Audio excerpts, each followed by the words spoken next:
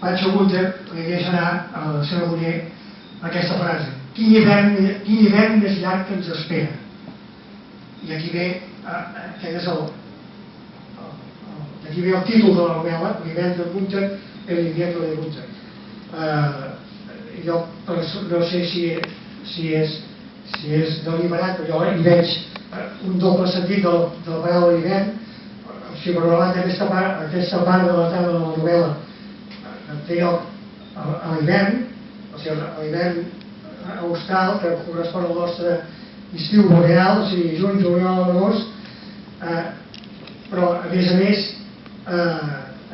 aquest hivern metafòricament jo crec que es vol referir a la peregrinació que li toca fer a Gunter, entrevistar-se amb persones influents de la societat paraguaiana per mirar de salvar la neboda de les urpes del règim.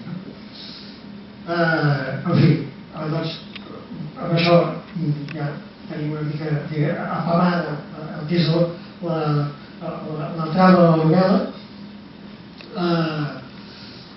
Bé, després d'una cosa, quan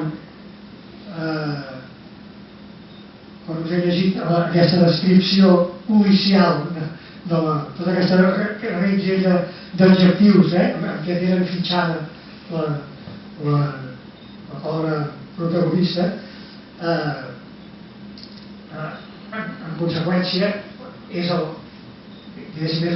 millor bon expiatori, el millor cap de turc aquí encolomar-li un crim del qual ningú en sap res i posa encara més xocant, del qual ningú no sembla tenir cap mena d'interès a saber res. Simplement tu ets la culpable i avall que fa la baixada.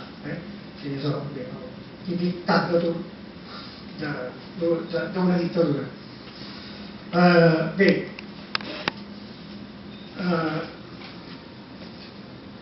l'hivern de Gunter, vista aquesta descripció que us he fet, a mi m'agrada anomenar-la, jo no soc crític literari,